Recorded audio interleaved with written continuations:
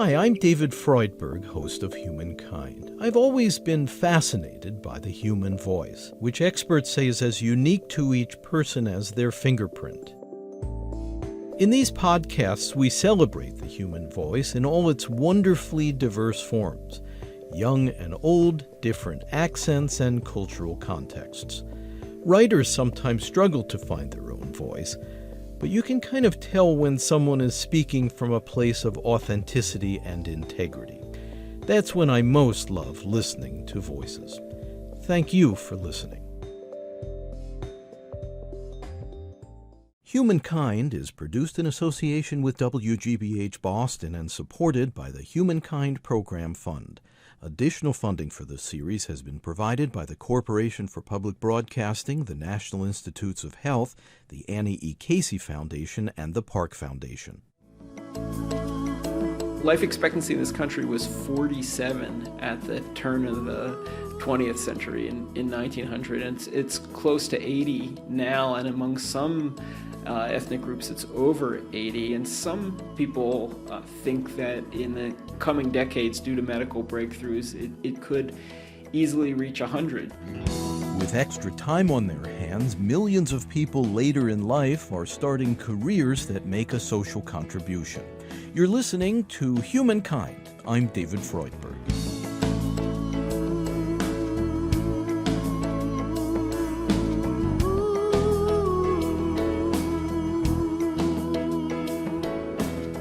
They're known as encore careers, a new wave of employment for people approaching or in retirement who are still able-bodied and want to do jobs that give back to society.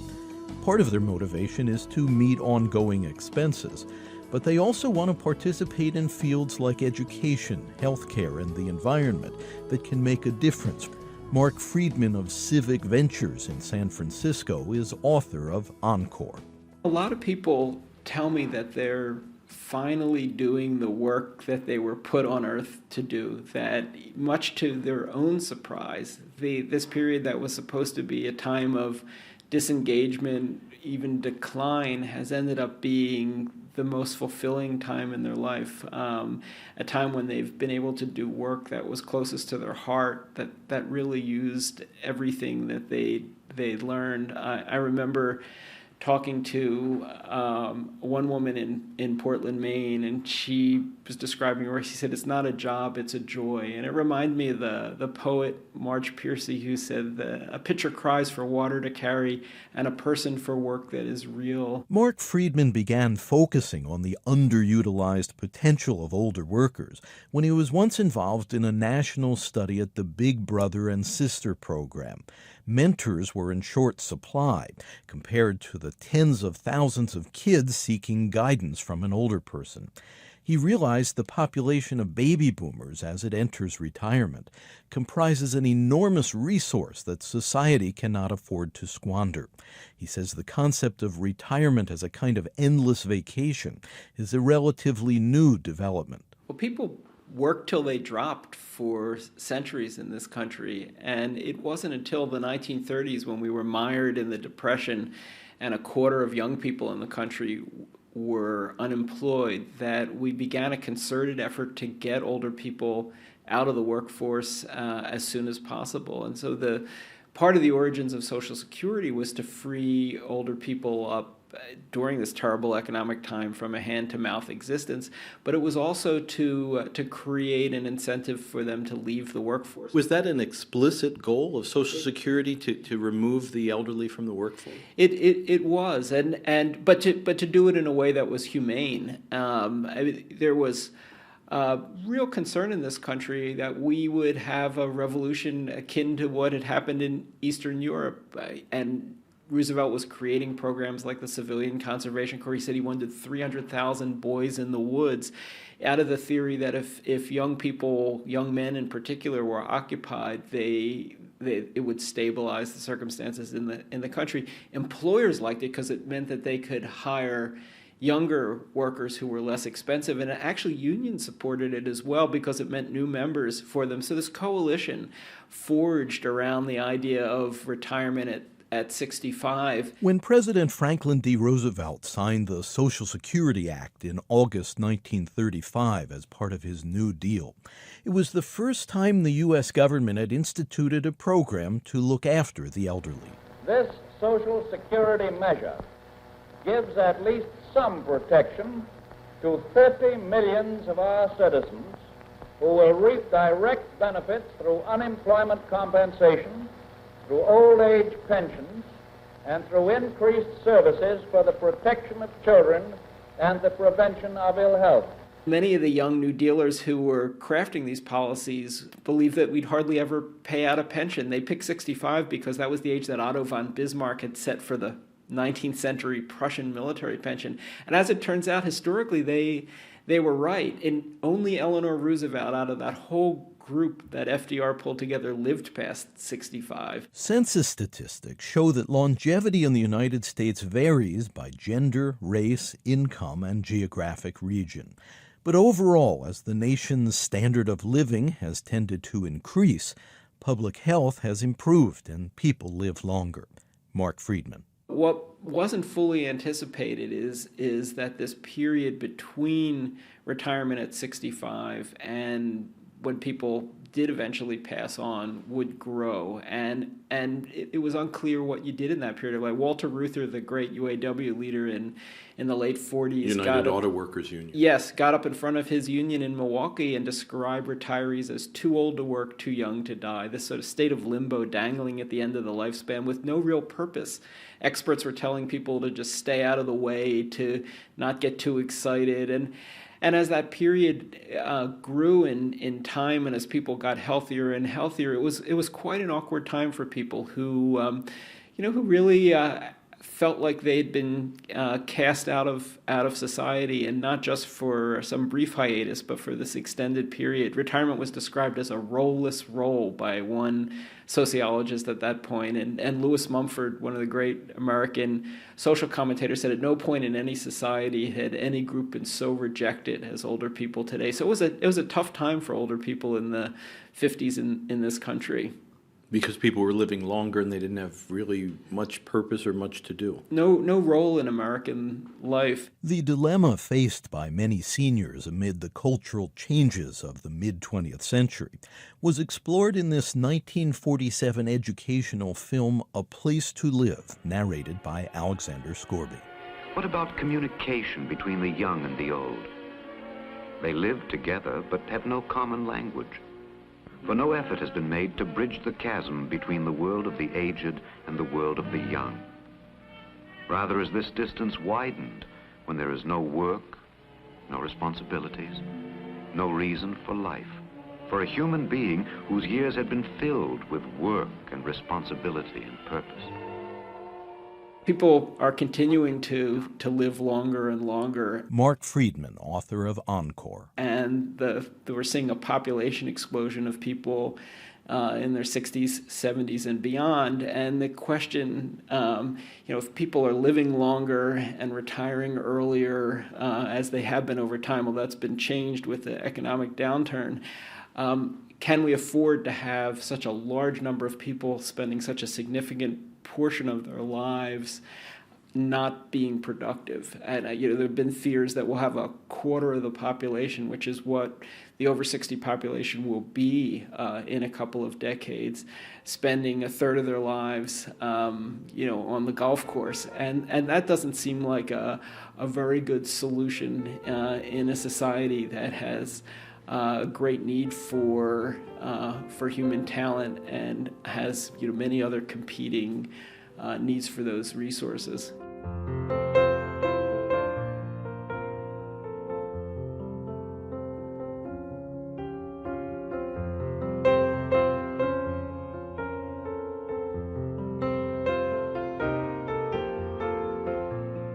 Let's talk about what happens to productive people when they enter retirement, typically in their early or mid-60s now.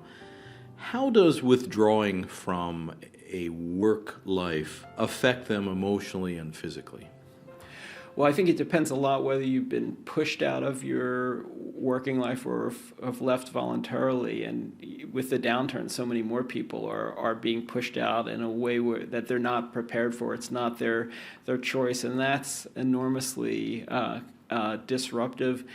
But I think for a lot of people who've left and have left of their choosing, it's a much needed hiatus. And I think in many ways they're using the guise of retirement to take a sabbatical, because we're working an average of 162 more hours a year than we did in the early 1970s. People are putting in long hours, not just those people who were in extreme jobs in midlife, but many others as well. And after 30 years of that, 40 years, people are tired. They need a break. The problem is that after they've caught their breath and done some of the things on the to-do list, many of them are needing to go back to work because they don't have enough economic security to last the duration. And it's very difficult to re-enter the workforce and to find new kinds of engagement once you're out, whether you're out voluntarily or involuntarily. I know in your book Encore, you also talk about how retirement for some people can be kind of a wasteland. In addition to not producing income at a time when they may need it, it also creates a kind of void in their life. Can you describe that? Yeah, and particularly for people who are spending a sustained period of time out of the workforce, out of their daily rhythms. Freud's adage was that the keys to life were love and work, a strong sense of purpose, a reason to get up in the morning, and connection to other people. When we've talked to retirees, they love, especially initially, the freedom. But after a while, there's a kind of loneliness that comes with it. They're awash in social connections, but they miss the kind of productive relationships they had at work, the idea of working with other people to do things that matter. And there's a real sadness. And so I think that this isolation that so many people feel, along with the sense of being adrift, of not having a purpose, and for an extended period of time, many people end up feeling depressed. As I understand it from your research, they can tend to decline both physically and mentally.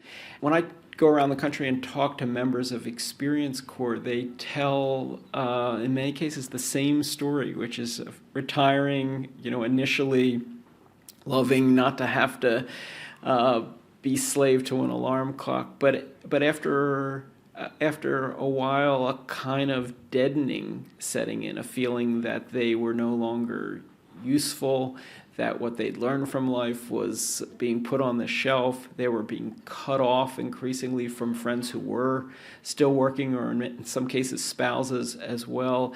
And this picture of being at home in the middle of the afternoon watching soap operas, and really feeling like their life was going nowhere.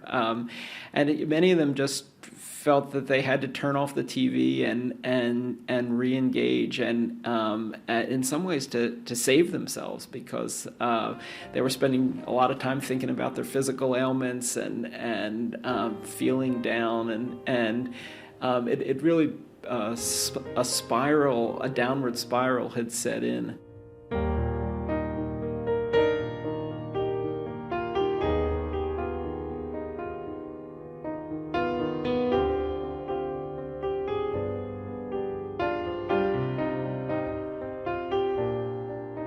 You're listening to Humankind. I'm David Freudberg. For more information on this segment, Encore Careers, check our website, humanmedia.org. The global economic downturn that began in 2008 abruptly changed the outlook for many Americans approaching the traditional age of retirement.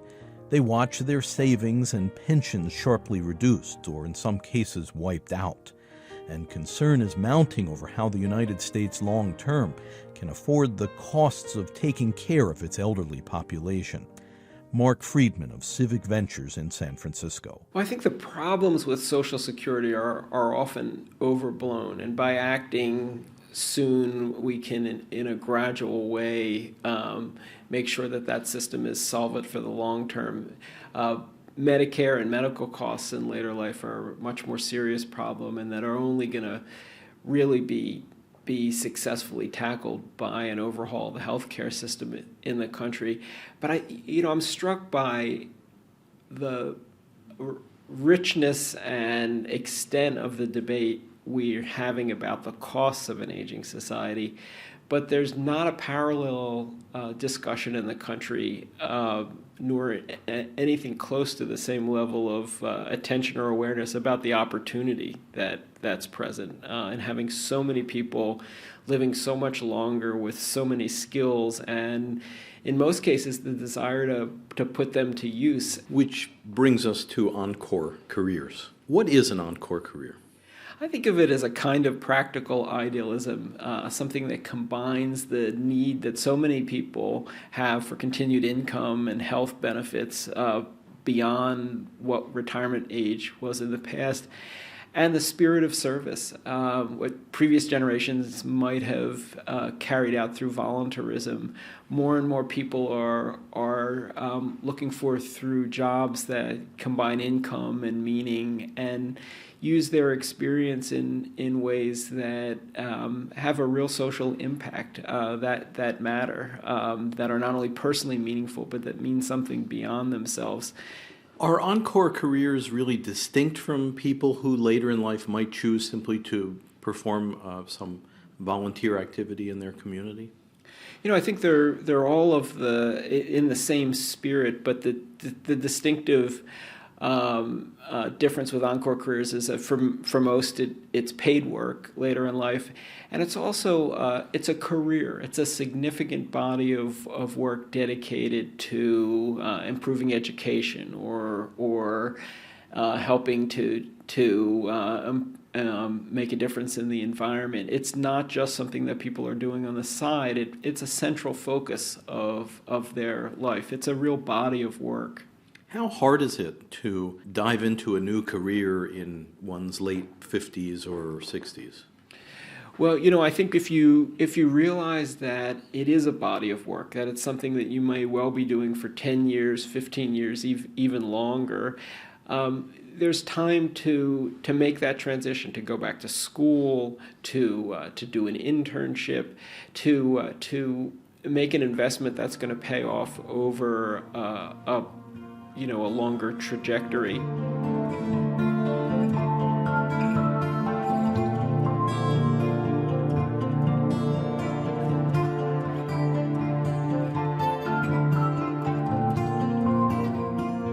It's a range of people, 40s, 50s, 60s, and beyond.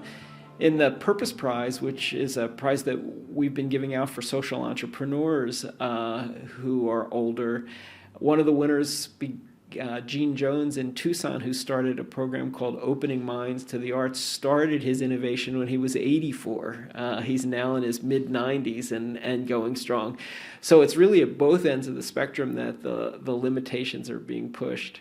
There are lots and lots of retired people with great skills that have still the next part of their life to do things with. So it's bringing retired people into the picture with what they know how to do, and new Americans who can use all the help they can get with their English.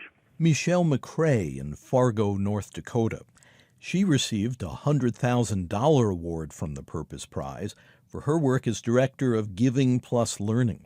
It's a nonprofit group that connects volunteer mentors, mostly seniors, with refugees from Somalia, Sudan, Bosnia, and other areas who have migrated to the twin cities of Fargo and Moorhead, Minnesota. The mentors help these immigrants with English so they can take driver's tests, become certified for employment, and pass citizenship exams. I was first in high school, I taught French and English. And then when I got into the college level here in Moorhead, Minnesota, I worked with returning adults that were coming back to college. I taught English, I taught French, and then I retired in about, 2001. And what possessed you to leave your retirement and embark on this? That's a great verb. Sometimes we think we're sort of going nuts out here. But somebody asked me, the group that got some grant money couldn't find anybody to take the job of directing this new concept. They asked if I would consider it. And so I said, well, I could help you start it up. And that was in 2001. So I thought, well, this is something that's worthwhile, and it's going to be short-term. And I could do that. It sort of changed a little bit because each year, as giving plus learning has evolved, and we use that word a lot, you keep finding new ways for Americans to help new Americans move along their path. Michelle McCrae's encore career has led her to make new connections with people that she finds very satisfying. At age 72, though, she's ready to participate at a different level. At the stage I'm at with my age, I'm looking at pulling back with some of the day-to-day, let's take care of this stuff, and shifting roles. But again, I think that whole idea of what are you going to do with the last part of your life is a big question. And I think we're in a new world, and I see us having all kinds of years with people with all kinds of experience just waiting to be asked. And then you're starting to say, what do you do with your retirement years or the end? And I think the answer is a lot of things. And so in this changing environment of aging, I think this kind of thing is going to come up more and more. A recent study estimated that between 5 and 8 million older Americans have now launched Encore careers. Marc Freedman of Civic Ventures collects their stories. One of my favorites is Gary Maxworthy, who lives here in San Francisco, and I think I like his story because it really underscores the value of experience. Maxworthy is somebody who wanted to go in the Peace Corps when he was younger, but he already had a family and couldn't afford to do it, so he moved into the food distribution business and had a long and successful career in that area. But when he was in his late 50s, his wife passed away, and it forced him to rethink what was important in his life. And he quit his job and he joined Vista, the domestic version of Peace Corps. They sent him to the food bank in San Francisco, where he quickly discovered that the food banks in the state were primarily giving out canned food and processed food, which wasn't especially healthy. And he knew from his earlier job that an enormous amount of fresh produce was being thrown out every year because it was blemished in some way. It wasn't supermarket quality or restaurant quality, but really was nutritionally perfect. And he decided to put two and two together and bring this produce that was otherwise going to be thrown out, and food banks which were serving millions of people in the state together. But the difference between what Gary Maxworthy might have been able to do at 22 and what he was able to do close to 60 is that he knew how to distribute produce at a vast scale from his 30-plus years in the working world. And so he created the Farm to Family program, which last year distributed over 60 million pounds of produce to food banks in California. And it shows, we tend to think of innovation and experience as being inimically opposed, but Gary Maxworthy's example and the examples of many of the other 4,000 plus nominees for the Purpose Prize over the last few years demonstrate that they can go hand in hand.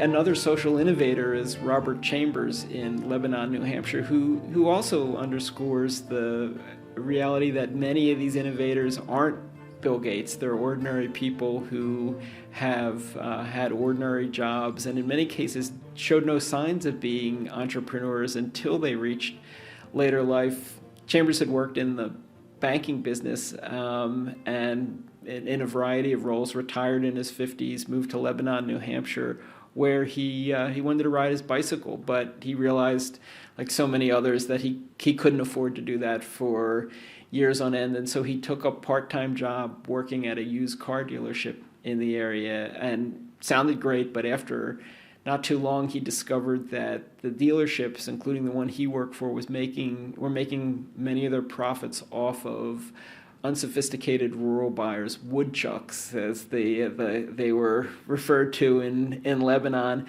And as he'd seen this repeated over and over again, he just felt like he couldn't continue to be part of that system. So he created an agency which has helped hundreds of low-income rural buyers, not only in Lebanon but all throughout northern New England, get credit counseling and low-interest loans to buy fuel-efficient new cars so that they can work and support their families and contribute to their communities.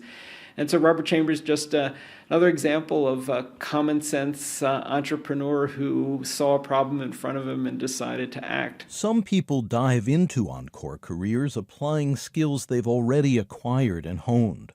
For others, there can be a learning curve, opening up new vistas of knowledge and experience. Marc Freedman. Well, I do think that there's a role for school at this juncture, essentially school for the second half of life. One of the great innovations of the last 25 years was lifelong learning, Elder Hostel being the epitome of that breakthrough. There were all these people dressed up and it gave them a place to go. Well, now I think we need a new kind of school that's not just about self-development, but it's also about career development and what you're going to do next. And so I think we're going to see innovations in a variety of ways at community colleges, in graduate schools, and other kinds of settings that are going to help people prepare for this phase. We're not just witnessing the extension of life, but actually the transformation of the stages of life, that a new phase of life is being created between the middle years and true old age. And that's a historic development. Tens of millions of boomers, 10,000 a day on average, moving into a new phase that we haven't yet named. We haven't decided what constitutes success in this period. But it's a time that's not just a brief period, but for many people will be a couple of decades in duration. How do you see the economic downturn that began with the financial meltdown starting in 2008 changing this picture? The trend away from earlier and earlier retirement and towards longer working lives was already evident before the downturn, and I think the downturn has just cemented that shift. At the same time, I think the economic circumstances have really prompted a re-examination of people's values about what they're looking for from work, about what really matters. And I think that when we come out of this period, I think we're going to see a real shift away from the kind of materialism that was so prevalent particularly for the last decade, towards a desire to move into areas like education, health, human services, where there's a different kind of satisfaction, the satisfaction of strengthening community, of doing work that has integrity. And so I think we're seeing both an economic shift and a cultural shift that's prompted by a lot of the difficulties the country's been facing. Marc Freedman, author of Encore and founder of Civic Ventures in San Francisco.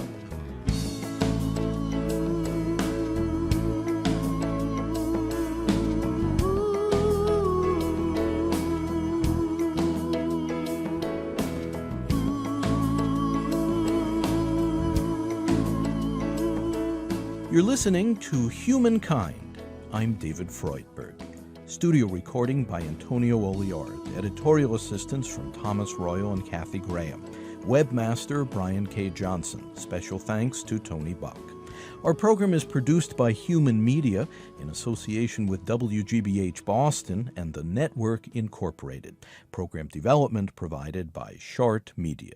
To purchase a CD copy of this program, please call 1-800-5LISTEN. That's 1-800-5LISTEN. Or visit our website, where you can also obtain an audio download of this and our other programs and can hear selected episodes free. You can access free written materials related to this program as well.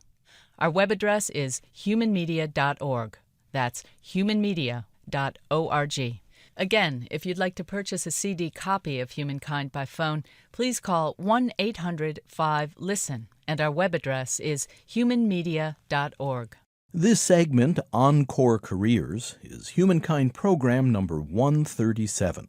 The executive producer is David Freudberg. This is Humankind. To hear more episodes of Humankind, you can subscribe to our free podcast on iTunes, Stitcher, or your preferred podcast player. A new episode each week. The podcast title is Humankind on Public Radio. And if you enjoy this program, be sure to leave us a kind review at iTunes and Stitcher. If you want to support the program, please visit humanmedia.org. And at the top of the homepage, click on How You Can Help. Again, our web address is humanmedia.org. Thanks.